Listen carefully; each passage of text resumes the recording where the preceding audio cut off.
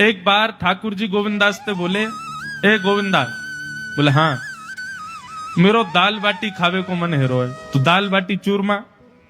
ठाकुर जी बोले, ए गोविंदा, ऐसे ही बोलते थे, बोले मोए मोए दाल बाटी खानी है।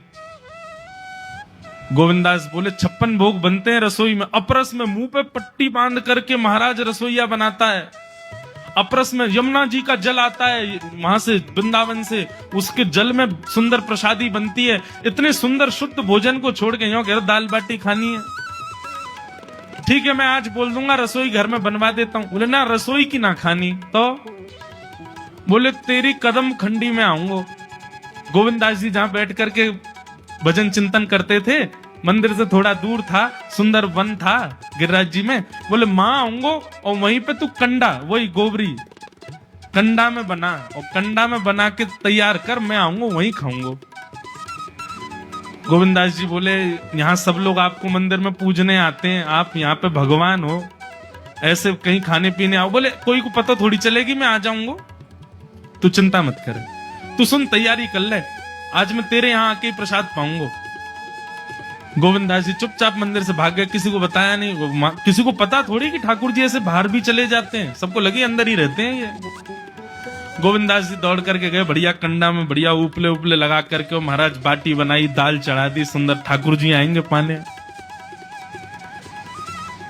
एक पंथ दो काज, ठाकुर जी को दो लीलाएं एक साथ करनी थी। एक तो गोविंद दास के संग सुख लेना है, और एक झाड़ू लगाने वाला गिरिराज जी की तलेटी में झाड़ू लगाता था, उसको मंदिर में प्रवेश नहीं करने देते थे लोग। तो वो बेचारा बाहर खड़ा खड़ा ही दर्शनार्थियों से पूछता था कि ठाकुर जी दिख कैसे रहे, मुझे ये बता दो। दर्शनार्थी आकर के बताते थे नीली ठाकुर जी ने बाघा पहना है, गले में मोतियों की माला है, मकराकृत कुंडल है, ऐसा टिपारा ठाकुर जी के सिर पर रखा है, और ऐसा ठाकुर जी का श्रृंगार है। तो वो बाहर खड़ा खड़ा नेत्र बंद करके सुन सुन करके ही अपने चित्त में एक झांकी बना लेता था, और मन में सोचता था ऐसे दिख रहे होंगे ठाकुर जी।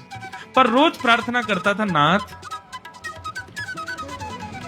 मुझे लगता है इस जन्म में तो आप मुझे कभी नहीं दिखोगे, भगवान इस जन्म में तो मैं आपके योग्य नहीं हूं, पर मेरे पर बस इतनी कृपा कर दो कि अगला जन्म मुझे दीजिएगा तो कुछ नहीं तो चेटी बना देना, तो चेटी बन करके मैं आपके 56 भोग में ही आ जाऊंगा, भीतर आके आपका दर्शन कर लूंगा, लेकिन मुझ पर अनुग्रह कर देना।